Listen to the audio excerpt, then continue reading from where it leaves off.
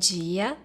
É com alegria que eu gostaria de dar as boas-vindas a toda a igreja que está reunida aí, embora espalhada, cada um em sua casa.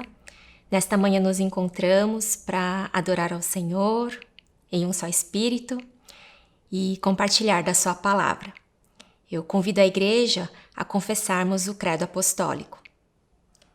Creio em Deus Pai, Todo-Poderoso, Criador do céu e da terra, e em Jesus Cristo, seu Filho unigênito, nosso Senhor, o qual foi concebido pelo Espírito Santo, nasceu da Virgem Maria, padeceu sob o poder de Pôncio Pilatos, foi crucificado, morto e sepultado, desceu ao mundo dos mortos, ressuscitou ao terceiro dia, subiu aos céus e está sentado à direita de Deus Pai Todo-Poderoso, de onde virá para julgar os vivos e os mortos. Creio no Espírito Santo, na Santa Igreja Cristã, na comunhão dos santos, na remissão dos pecados, na ressurreição do corpo e na vida eterna. Amém.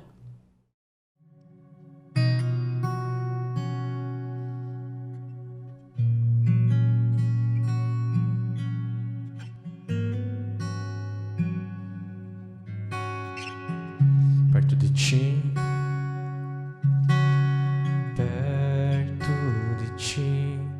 quero estar para escutar tua voz e aprender de ti. Quero ser um reflexo do teu amor. Quero viver conforme o teu querer, Jesus. Tu és meu bom pastor, tu conheces meu caminho, Jesus. Posso confiar em ti, oh meu Deus, me rendo a ti.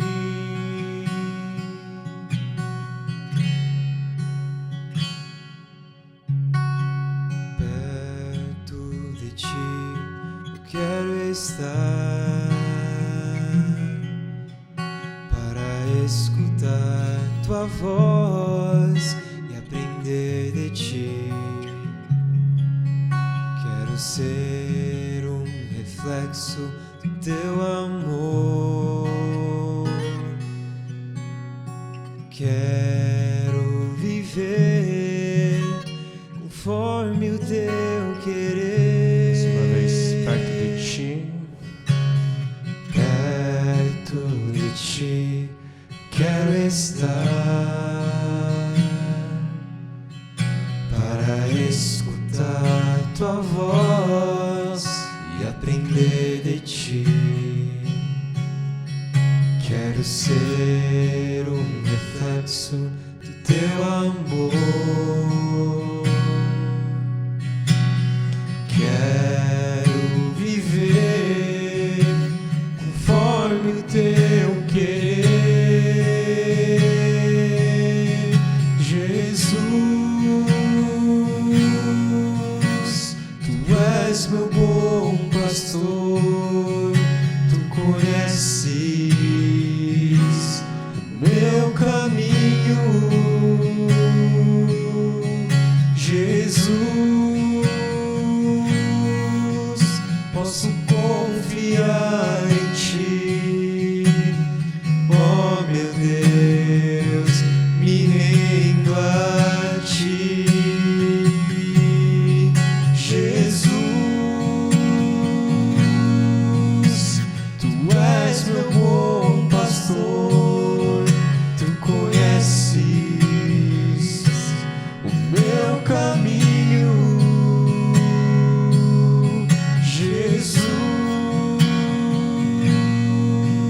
Posso confiar em ti, oh meu Deus, me rendo a ti.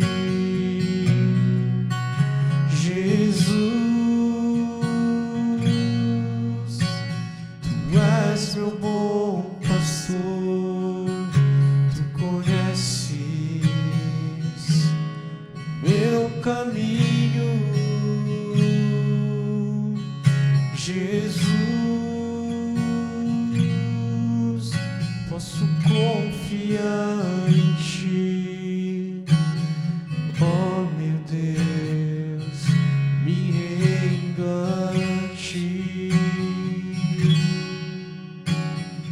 Oh, meu Deus, me rendo a ti.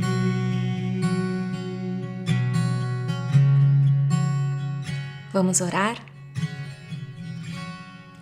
Senhor, nós te agradecemos pela tua igreja reunida em diversos lugares, mas em um espírito, em um pensamento, para te adorar nesta manhã, no culto desta manhã. Nós queremos te agradecer, Senhor, por toda a equipe de voluntários, professores, técnicos, os nossos presbíteros, líderes, pastores, evangelistas, por todos aqueles que estão empenhados em tornar possível que mesmo nesses dias difíceis, a tua igreja possa continuar se reunindo, possa permanecer como corpo, nos cultos, nos encontros, nos estudos e nos momentos de oração. Pai, que assim como o Senhor ensinou o teu povo durante a jornada no deserto, o Senhor ensine a sua igreja a estar atenta não às adversidades, aos riscos, às circunstâncias ou incertezas do deserto em si, mas ensina a tua igreja a estar atenta à sua presença, a desejar a sua presença, a continuar adorando a sua presença e a encontrar satisfação na tua presença. Senhor, pedimos que o Senhor renove a esperança e aumente a nossa fé, para confiarmos que o Senhor permanece bom, apesar de todas as dificuldades que estamos enfrentando. Que a experiência desses dias marque a nossa geração e a de nossos filhos, não com ansiedade, murmúrio ou apatia, mas marque a nossa geração e a de nossos filhos com a revelação e o conhecimento do Deus do maná e do Deus que tem poder para fazer água jorrar da rocha, que confiando nesse Deus nós possamos descansar e que a adoração jamais cesse dos nossos lábios. Pedimos que nesse momento o Senhor fale com a tua igreja, o teu Espírito Santo fale com a tua igreja, usando a vida do teu servo, para que a sua palavra seja compreendida por todos nós e que o Senhor nos guie numa vida de obediência a essa tua palavra. Que o Senhor aceite também as nossas ofertas e todas as nossas doações como sacrifício de gratidão. É o que nós te pedimos e agradecidos oramos em nome de Jesus. Amém.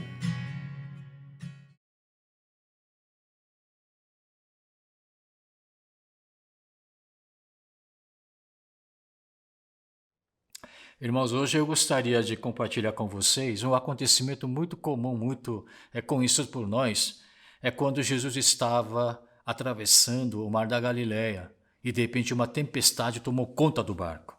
Então, eu farei a leitura da passagem, é Marcos, capítulo 4, versículo 35 até 41. Naquele dia, ao anoitecer, disse ele aos seus discípulos: "Vamos para o outro lado." Deixando a multidão, eles o levaram no barco, assim como estava. Outros barcos também o acompanhavam. Levantou-se um forte vendaval e as ondas se lançavam sobre o barco, de forma que este ia se enchendo de água. Jesus estava na popa, dormindo com a cabeça sobre um travesseiro. Os discípulos o acordaram e clamaram: "Mestre, não te importas que morramos?" Ele se levantou, repreendeu o vento e disse ao mar: "Aquiete-se, acalme-se." O vento se aquietou e fez-se completa bonança. Então perguntou aos seus discípulos: "Por que vocês estão com tanto medo? Ainda não têm fé?" Eles estavam apavorados e perguntavam uns aos outros: "Quem é este que até o vento e o mar lhe obedecem?" Irmãos, realmente uma grande tempestade tomou conta do barco e a água começou a encher o barco. E com certeza os discípulos tentaram tirar a água que entrou dentro do barco para fora. talvez estivessem mexendo na direção da vela e remando, lutando contra essa onda, né, que estava invadindo o barco. E de repente eles pensaram, puxa, nós estamos tentando superar essa situação e nosso mestre Jesus está dormindo. Então os discípulos resolveram acordá-lo, com a esperança de que ele pudesse fazer alguma coisa para salvá-los. Bom, vocês lembram muito bem quando o Simão Pedro, quando ele ainda era pescador, junto com seus companheiros, trabalharam a noite inteira, mas não conseguiram pegar nenhum peixe. Quando então Jesus diz para eles, lance a rede naquela parte mais funda do mar.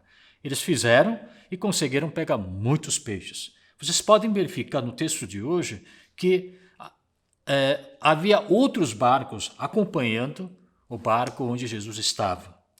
Então, provavelmente, esses companheiros, junto com o discípulo do Senhor Jesus Cristo, teriam lembrado daquela cena onde Jesus ajudou os pescadores a pescarem muitos peixes. Então eles pensaram, talvez Jesus possa ter alguma solução a esse problema, essa dificuldade que nós estamos enfrentando. Talvez ele tenha alguma solução extraordinária, alguma solução miraculosa, genial, para nos tirar dessa situação difícil. Por isso eles pediram que Jesus fizesse alguma coisa, na esperança de que ele operasse algum milagre. Muito bem. Quando nós deparamos com alguma dificuldade na vida, nós facilmente tentamos resolver não a causa do problema, mas a consequência da mesma. Esse vendaval forte, né, é a causa do problema, mas a atenção dos discípulos, a gente percebe que estava mais focada na consequência. Eles tinham medo de que o barco virasse. Mas Jesus não. Ao acordar, ele olha diretamente para o vendaval, para o mar, e ele repreende o vento e o mar. Irmãos, esse é o Senhor, e o Senhor em quem nós confiamos. Nosso Senhor é tão poderoso que ele não foca na consequência dos problemas, ele foca na causa dos problemas. Ele tem poder de resolver nossas dificuldades, né? Não na área de consequências, mas diretamente na área da causa. Ele tem esse poder. Pois quando nós estamos realmente com dificuldade, mesmo que a gente possa até esperar alguma repreensão vinda da parte do Senhor, tipo, por que você está com medo? Por que toda essa apreensão, essa ansiedade? Por que a fé de vocês é tão pequena? Mesmo a gente esperando que Jesus nos repreenda, né, com isso, vale a pena a gente buscar a ajuda de Deus, porque Ele é poderoso. Ele está com as soluções em suas mãos. Vejamos agora novamente ao texto, versículo 40. Quando então discípulos apavorados tentaram acordar o Senhor Jesus Cristo e ele foi despertado por eles, a primeira coisa que ele falou foi o seguinte: por que vocês estão com tanto medo? Por que vocês estão com tanto medo? Eles tinham medo de quê? Em última instância, eles tinham medo da morte, claro. Agora, nós precisamos atentar a uma palavra nessa frase, que é tanto. É a palavra tanto. Tá certo que vocês estão com medo, eu compreendo essa apreensão, essa ansiedade que vocês estão sentindo, né? Agora, por que tanto medo? Jesus ficou surpreso. Por que vocês, discípulos, estão com tanto medo? Por que esse tamanho exagerado do medo de vocês? Todo ser humano, quando ele é ameaçado de vida ou morte, ele fica apreensivo, ele fica com medo, ele entra em pânico. E E justamente quando o ser humano entra em pânico, ele perde um pouco o poder de raciocinar corretamente. Ele perde aquele poder de ver a realidade como ela é. A distorção. Por isso, o nível da água que entrou no bar pode até ter sido ao nível de tornozelo deles.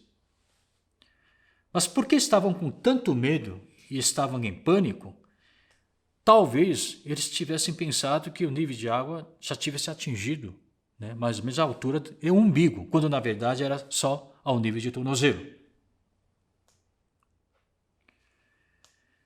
Quando chove muito aqui em São Paulo, existem algumas áreas que são tradicionalmente, né, inundadas. E as pessoas que moram nessas regiões, infelizmente, basta só garoar um pouquinho, já entram em pânico. Por quê? Porque sabem que virá enchente. E sabem que suas casas serão inundadas. Já tiveram essas experiências tristes, desagradáveis no passado. Portanto, basta chover um pouquinho e já começam a desenhar, imaginar um cenário pior. Então, isso faz com que eles antecipem a apreensão, a ansiedade e, com isso, acabam entrando em pânico. Estamos em meio à calamidade provocada por esse vírus chamado coronavírus. Qual é o grupo social mais apreensível frente a essa calamidade? Idosos? Não. O grupo social mais apreensivo, que está mais atento, mais ansioso, é justamente aquele grupo de profissionais da saúde. São os médicos e enfermeiros. Por quê? Por isso que eles viram, eles presenciaram, eles reconhecem a gravidade, a seriedade dessa doença. Eles viram pacientes morrendo na frente deles.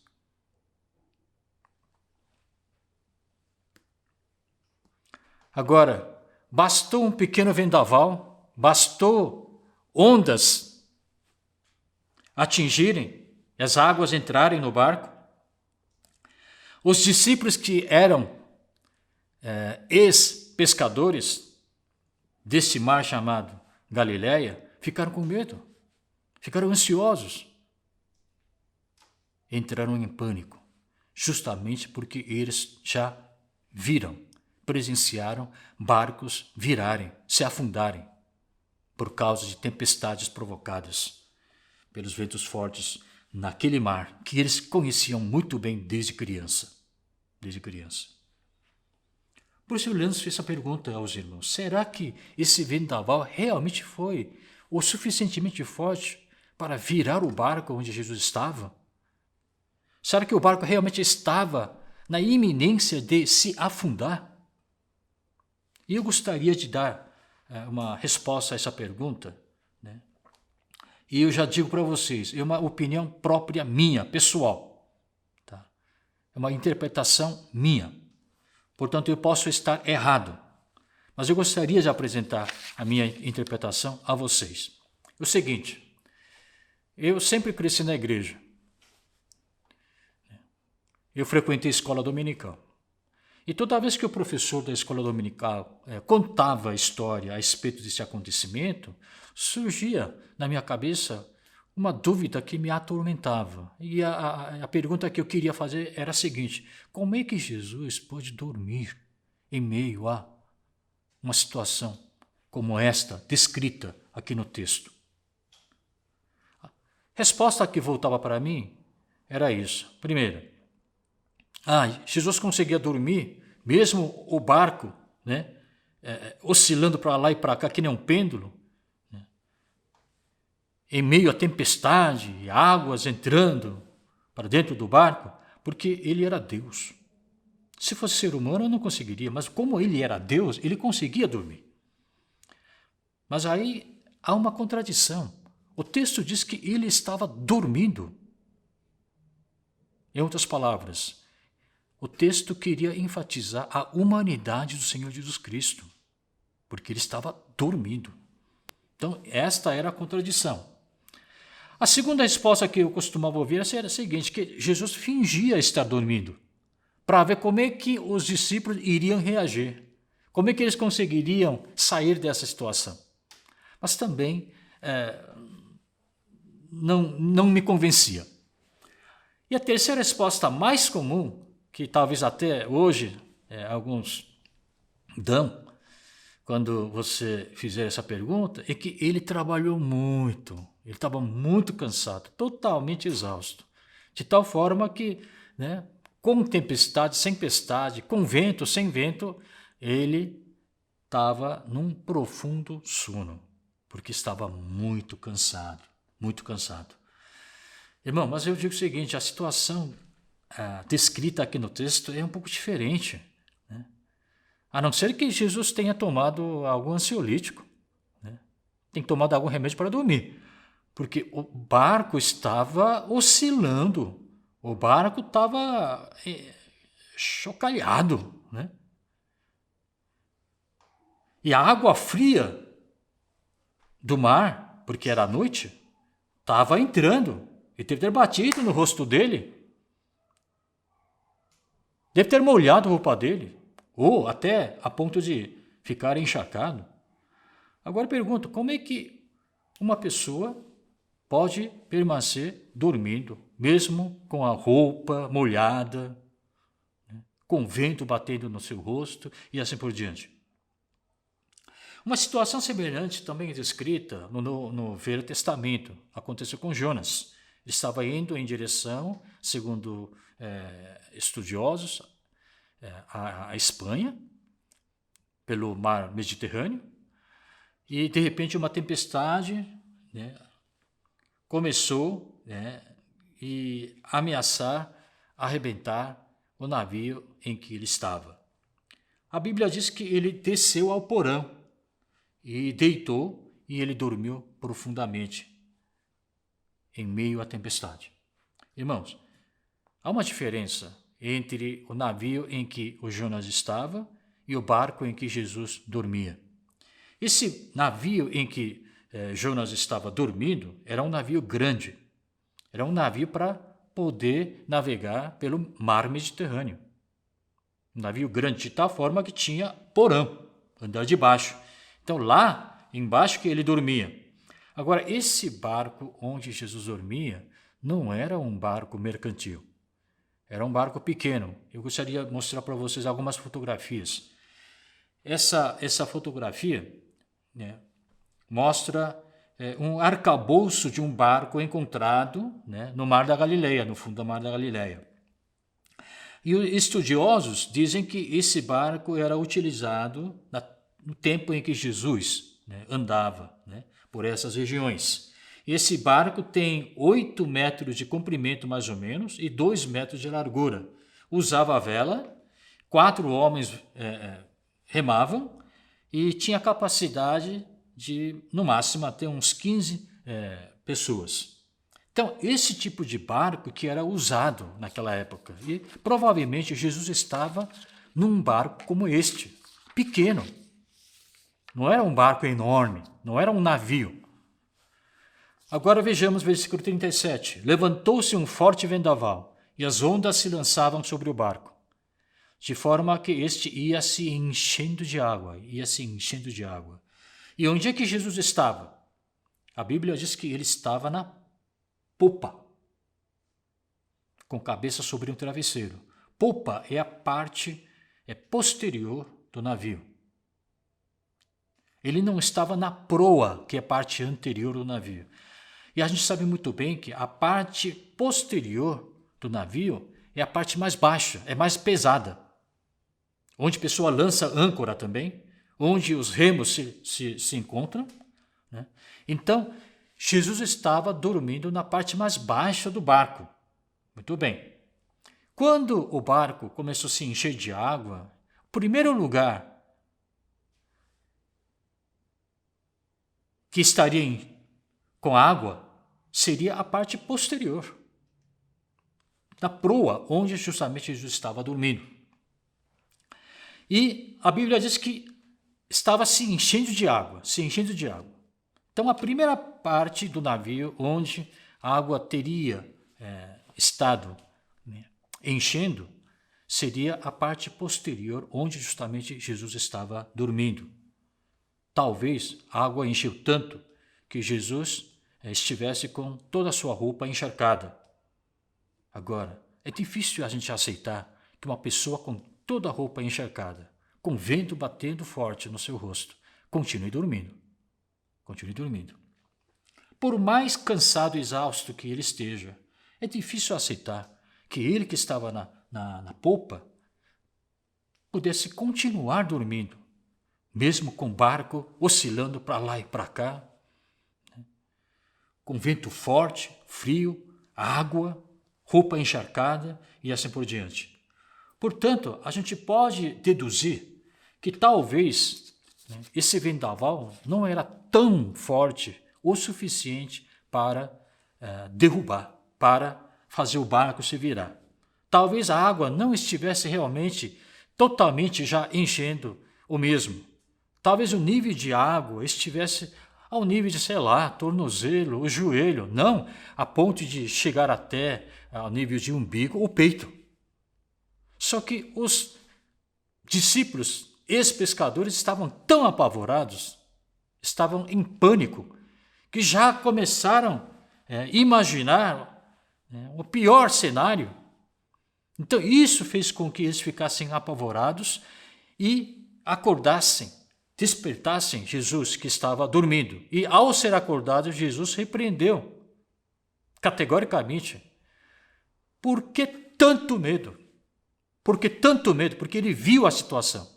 Ele viu que a situação não era tão iminente, a ponto de o barco virar. Então eles falam, por que tanto medo, meus irmãos? Por que tanto medo?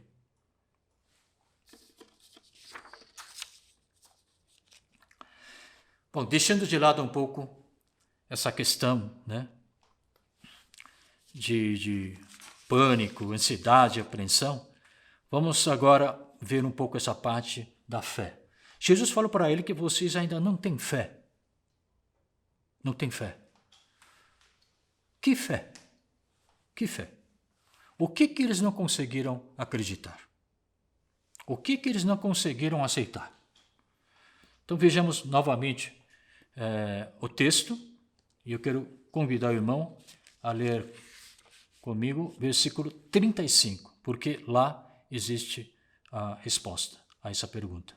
Naquele dia, ao anoitecer, disse ele aos seus discípulos, vamos para o outro lado. Ao anoitecer, Jesus disse claramente aos seus discípulos, vamos para o outro lado. Quando Jesus falou, está falado, irmão. Ele falou, vamos para o outro lado. Era justamente esta palavra que os discípulos tinham esquecido. Como é que você pode ter fé de uma coisa que você não se lembra?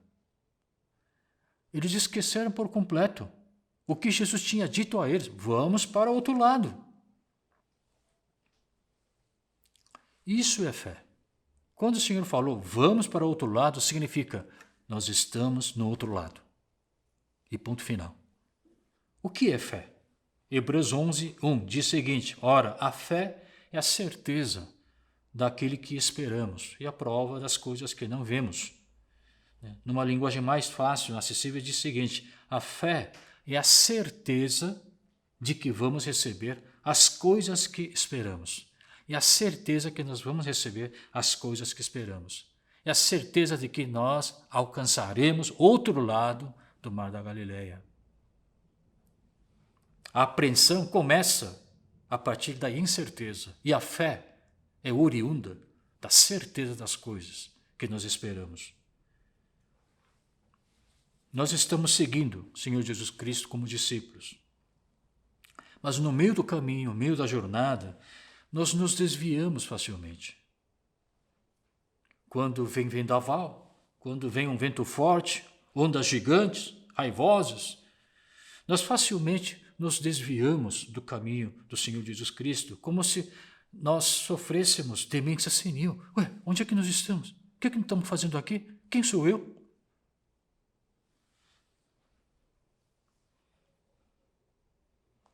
Estávamos seguindo corretamente nosso Senhor Jesus Cristo, que é o nosso guia. Agora vem essa calamidade, né? E nós estamos aqui perdidos, vacilando por um lado, por outro lado. Jesus continua dizendo, da mesma maneira como ele disse aos seus discípulos, não tenham medo, não tenham medo. Não fiquem apreensivos, não fiquem preocupados, não entrem em pânico, porque o barco onde eu estou alcançará, com certeza, o outro lado do mar da Galileia. Por isso Jesus dormiu tranquilamente. Agora vamos encarar esse acontecimento do ponto de vista de Jesus Cristo. Jesus, na verdade, realmente ele estava cansado. Ele queria dormir um pouquinho, descansar um pouquinho, até o barco chegar no outro lado do mar. Mas, de repente, os discípulos o acordaram, o despertaram. E pediram que ele fizesse alguma coisa para salvá-los. Então, Jesus repreendeu o mar e o vento. Mas ele fez isso não porque ele tivesse medo de que o barco virasse. Não é isso. Ele repreendeu o mar e o vento não porque ele tinha medo de que discípulos morressem afogados. Nada disso. O que Jesus fez foi simplesmente remover o obstáculo que estava impedindo a sua ida de um lado para o outro. Lado do mar da Galileia. Para Jesus Cristo, isso foi algo quase que automático. É uma reação normal, natural. Porque Deus Pai tinha planos que Jesus Filho atravessasse o mar da Galileia e tinha um monte de obras que ele tinha que realizar. Agora, de repente, um vento, um vendaval, o mar, querendo impedir a sua ida para outro lado do mar. Então, Jesus simplesmente removeu. Olha, nem o mar, nem o vento vai me impedir. O que Deus falou está falado e será cumprido. Então, para Jesus, como vou repetir, esse ato de ele ter repreendido o mar e vento e ter acalmado, não era para salvar os discípulos, não era para salvar o barco, mas simplesmente porque ele eliminou. Ele removeu o obstáculo que estava impedindo ele a cumprir o dever, a cumprir o mandamento de Deus Pai. Então vamos resumir da seguinte forma. Jesus falou que discípulos não tinham fé. Que fé? Se eu estou aqui com vocês, meus caros discípulos, este barco não vai virar, de jeito nenhum, não vai virar. E mesmo que virasse, nós chegaremos no outro lado da mar da Galileia. Portanto, não tenham medo, eu estou com vocês. A vontade de Deus há de ser cumprida. Não é o vento, não é o mar que vai nos impedir de a gente dar continuidade ao que a gente vinha fazendo segundo a vontade de Deus. Irmão, se lembra quando o apóstolo Paulo estava sendo escoltado, sendo levado para Roma, para ser julgado lá? E esse barco onde ele estava acabou sofrendo um naufrágio? Agora eu pergunto para vocês, o apóstolo Paulo foi ou não foi até a Roma? As pessoas que estavam com ele naquele barco, foram ou não foram até Roma? Foram sim. Sabe por quê? Não é pela sorte, não.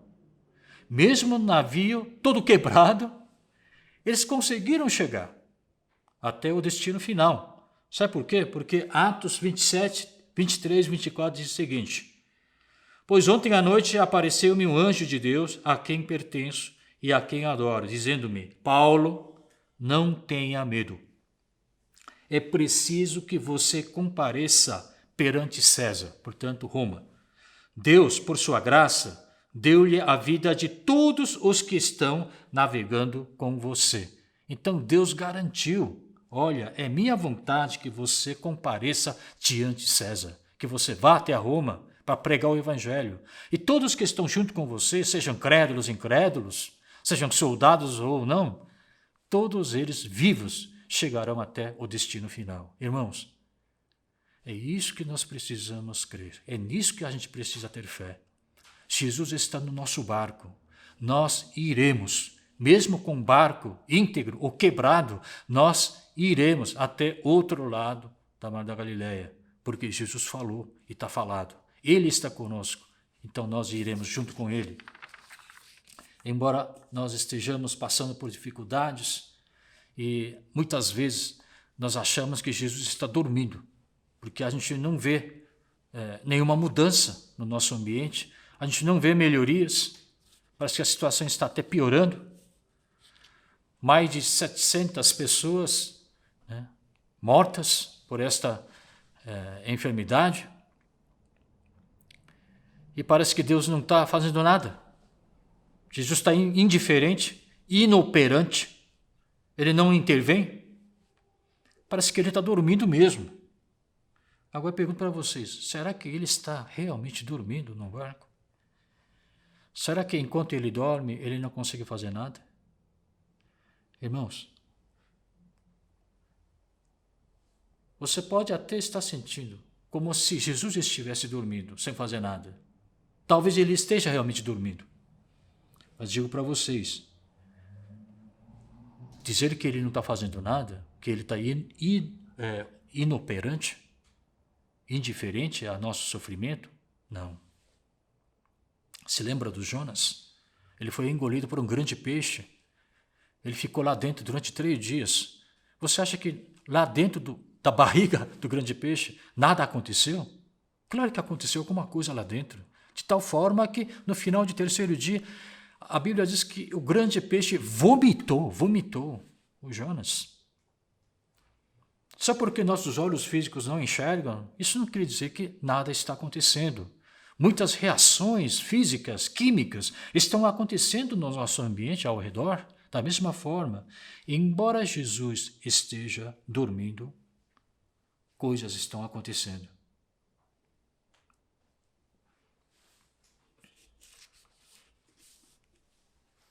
Jesus opera. Jesus trabalha. E quando eu digo que ele trabalha e opera, significa ele está causando influência sobre nosso ambiente, sobre pessoas. É a existência própria dele, é o trabalho dele. Jesus estando dentro do barco, acordado ou dormindo, é poder, de tal forma que nem vento, nem mar conseguiram impedir de ele alcançar, junto com seus discípulos, com outros que estavam em diferentes barcos, alcançarem outro lado do Mar da Galileia. E esse Jesus poderoso que está no nosso barco, nós estamos no barco dele, estando ele dormindo ou não, simples presença dele em nossas vidas é poder, agindo, operando, exercendo influência, modificando. Senhor, nós estamos realmente agonizados, estamos com medo, estamos em pânico, apreensivos, ansiosos. Sabemos que Deus está conosco, mas parece que o Senhor está dormindo. Talvez seja esta a sua sensação agora. Mas não se preocupe, o barco não vai afundar. O barco não vai afundar. Nós chegaremos ao nosso destino final. Por quê? Porque Jesus está em nosso barco. E ele falou claramente, vamos para outro lado. E essa palavra será necessariamente cumprida. Eu queria contar uma história verdadeira, que é contada como se fosse uma lenda, na Espanha. No século XI, havia na atual Espanha um general chamado El Cid. Ele era muito corajoso. E o exército muçulmano queria conquistar a fortaleza dele. Muitas tentativas, mas foram infrutíferas. Mas numa dessas batalhas, uma flecha lançada por um soldado muçulmano atingiu o general e ele acaba morrendo. Então o boato correu, né, pelo exército muçulmano e soldados que estavam um pouco desanimados, então juntaram todas as forças que sobraram, todo o exército, e tentaram pela última vez conquistar aquela fortaleza, sabendo que o general tinha morrido. Quando eles então sitiaram a cidade, todo o exército estava pronto para invadir a fortaleza, de repente, o que acontece? O portão da fortaleza se abre. Aí aparece quem? Aparece o próprio general Ercídio, montado no seu cavalo branco, com sua armadura reluzente. Na verdade, era o cadáver montado, amarrado no cavalo dele. Mas quando o exército muçulmano viu isso, viu o general montado no seu cavalo, eles gritaram: Ercídio está vivo! Ercídio está vivo! E amedrontados, em pânico, eles começaram a fugir. E seguindo o general montado no seu cavalo branco, todo o exército espanhol católico começou a sair pelo portão da fortaleza, perseguiu o exército muçulmano e aquela batalha foi vencida. Eles conseguiram vitória naquela batalha. E a história escreve: um cadáver trouxe vitória. Cadáver. Aquele cadáver montado no cavalo branco amedrontou todo o exército muçulmano. Irmãos, Jesus está dormindo.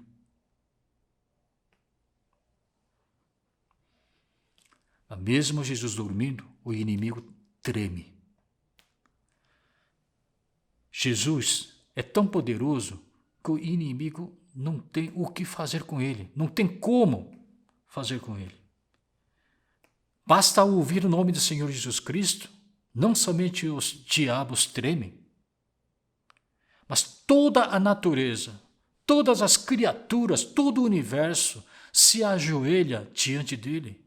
Todo o universo treme ao ouvir o nome do Senhor Jesus Cristo. Não importa se ele está dormindo ou acordado, se ele está vivo ou morto, porque ele é eterno. E esse Jesus eterno que está com você, no mesmo barco onde você está, com tempestade, sem tempestade, com vento, com sem vento, ele está com você, irmão. O vendaval e o mar agitado tentaram impedir o caminho do Senhor Jesus Cristo. Nossa, essa foi a grande falha deles. Não deviam ter mexido com Jesus. Mesmo ele estando dormindo, ele era poderoso. Portanto, eu digo para vocês, irmãos, não importa se você esteja sentindo que Jesus talvez esteja dormindo ou não, acordado ou não, ele é poderoso pelo simples fato de estar presente em nossas vidas.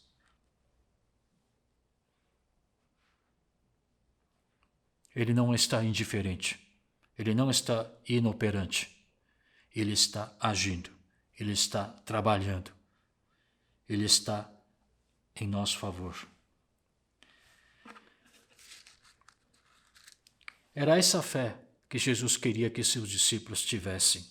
Quando ele falou, vamos para outro lado, que eles acreditassem na palavra dele.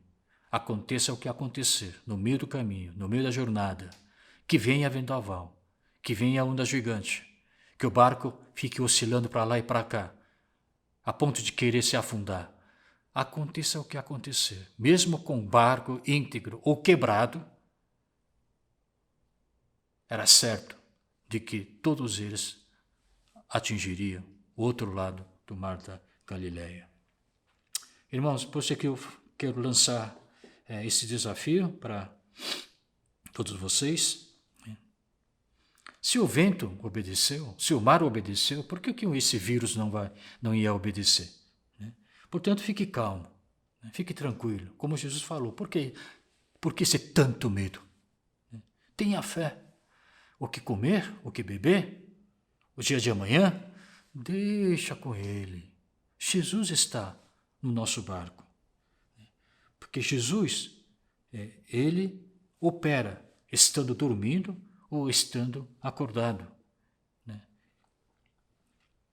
Claro que nós oramos a Deus que não venha vendaval, que a onda não seja tão grande, né, a ponto de querer derrubar o barco onde eu estou.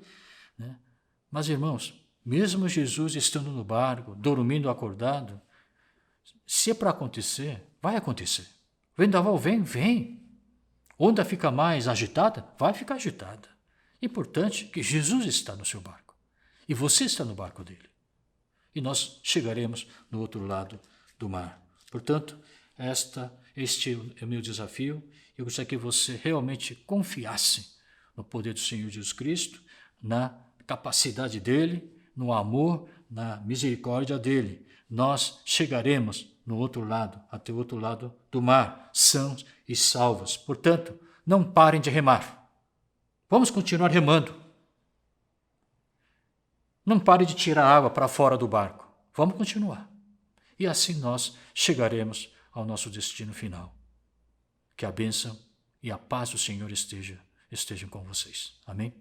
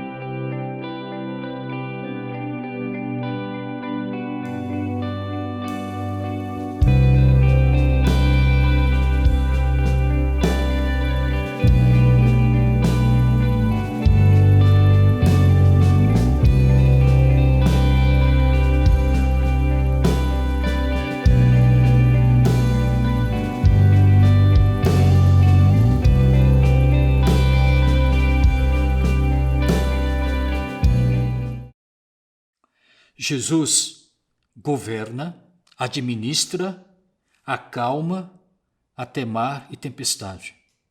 Mesmo dormindo, ele trabalha, ele opera. Ele é um Deus que faz coisas, tanto estando vivo quanto estando morto. Esse Jesus eterno, poderoso, está conosco.